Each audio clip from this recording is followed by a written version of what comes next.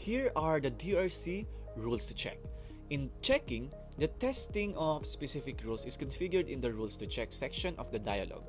Select this page in the tree on the left of the dialog to list all of the rule types, which is shown in this image. You can also examine them by type. For example, electrical by selecting that page on the left dialog.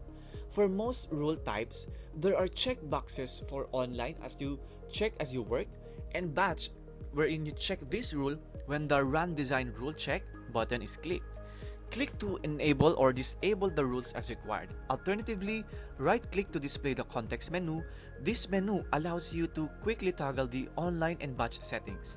Now select the batch DRC used on entry as shown in this image.